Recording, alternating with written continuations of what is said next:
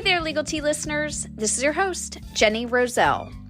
Today's episode of Legal Tea is a cautionary tale where we talk about real-life cases, real-life clients, real facts. They are things me or my office have actually worked on. Today's episode, we're going to be talking about a recent client that came into my office who already had an estate plan, and specifically a revocable living trust. But they wanted to come into the office to see if everything was still up to date and okay. I think what really prompted them to pull out this estate planning binder was that the client, it's a married couple, and one of the spouses had a medical event that led to a fairly significant physical and cognitive incapacity. So this big old binder became really real for them, really fast. And side note, that's often what happens. That's why estate planning is so important to do while you're still healthy. So you're not having to deal with an attorney in the 11th hour or while you're not feeling well. So one of the other attorneys at my office is actually who met with this couple. And following the meeting, the attorney came to me and said, Jenny, what should I do here? There's a lot going on. Their trust has a lot of gaps, a lot of gray area, and I feel bad because they paid for this hunk of junk, but it's not well written at all. And I just feel bad that, I should tell them that they should sort of start over. Once the attorney explained more about what was going on to me, it was clear that the main question that the client would have to answer would be, do they need a trust amendment or do they need a trust restatement?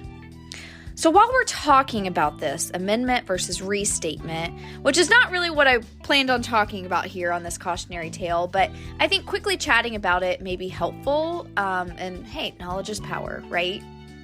So if you have a trust and you want to make changes to it, you have two options on how to do so.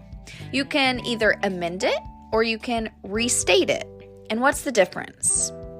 Well, with an amendment, the original trust document stays intact. And an amendment becomes like another freestanding document that references that trust. And basically says, hey, on article this and section that, I'm changing this and I'm changing that, but everything else stays the same. A restatement, conversely, is a document that fully changes and fully replaces the original trust document. Depending on the number of changes and type of changes, sometimes the better and recommended option is a restatement because, like I said, it fully replaces the original trust instrument. Though because a restatement is more work, it comes with usually a higher fee. But say the changes are fairly minor, an amendment may be okay too. An amendment is probably going to be more affordable as well. Well, with this couple, one of the changes they wanted to make was big. With the spouse's medical event and subsequent physical and cognitive incapacity, we needed to remove her as a trustee. Doing this through an amendment, it's doable, but it's not my recommendation. When you go to take that into, say, a bank to update their records to show that, hey, now only the husband is the trustee, not the wife, an amendment is going to be more difficult to get them to understand over a full restatement. So this is exactly what the attorney in my office and I chatted about, and basically recommending a restatement over an amendment, even though, yes, it's more costly, it was the better option.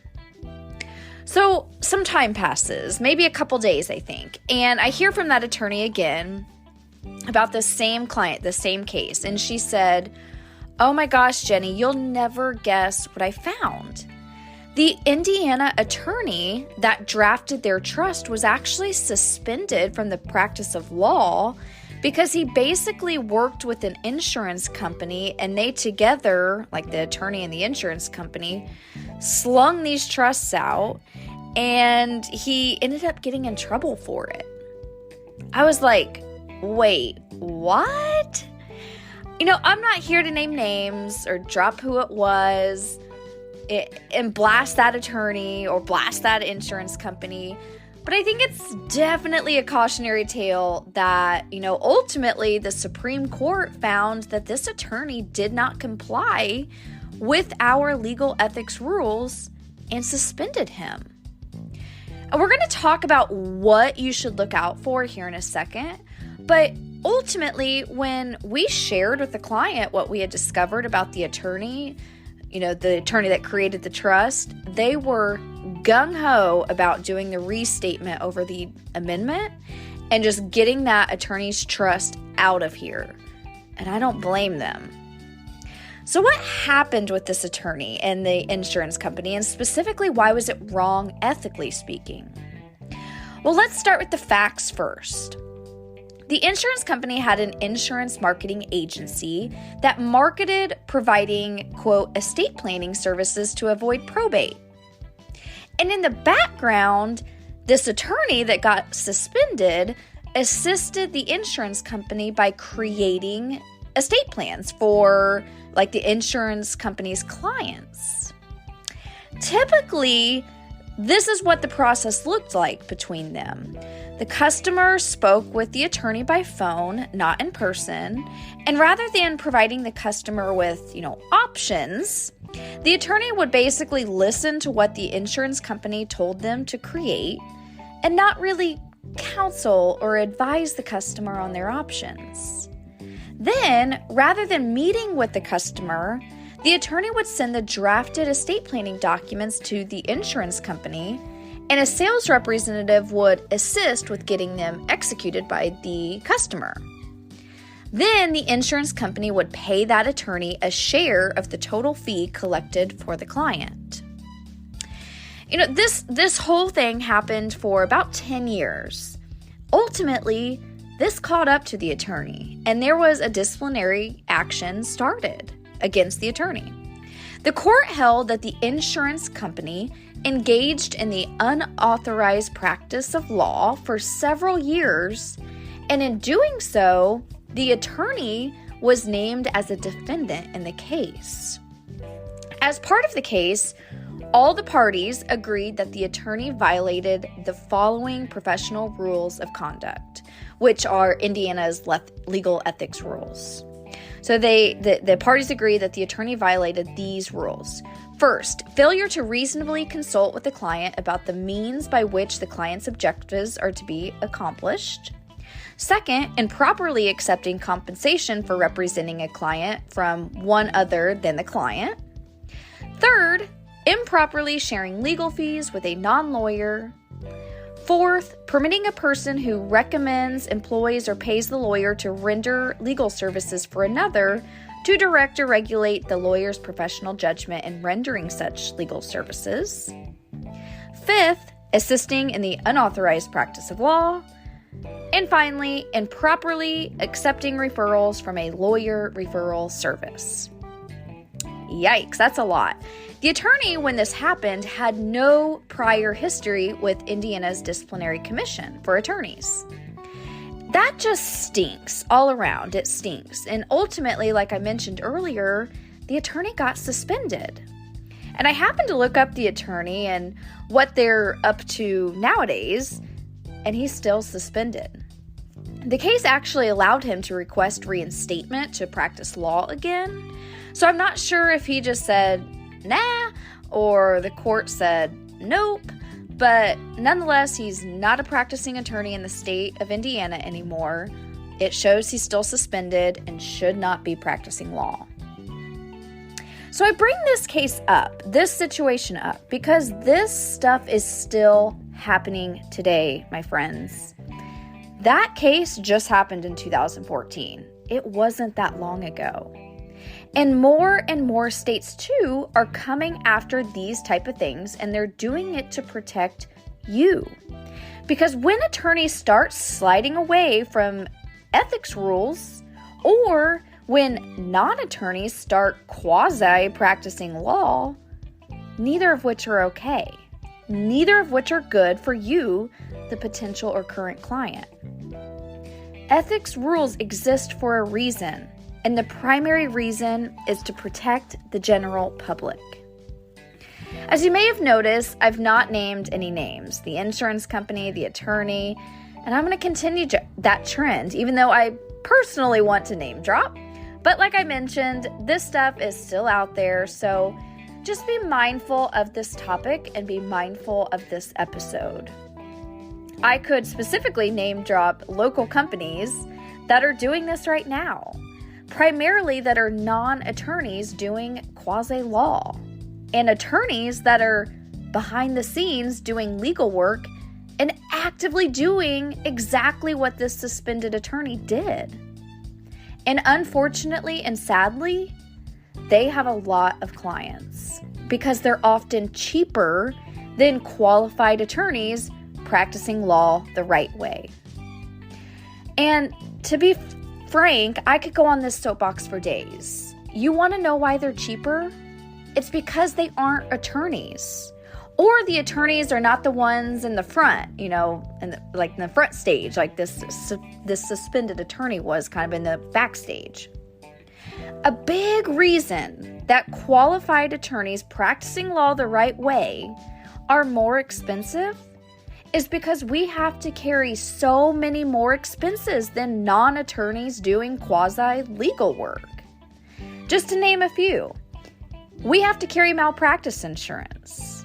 We have dues for bar associations, for local bar associations, state bar associations, national-based groups and national-based associations, license registration, and renewal fees from the respective attorney's state.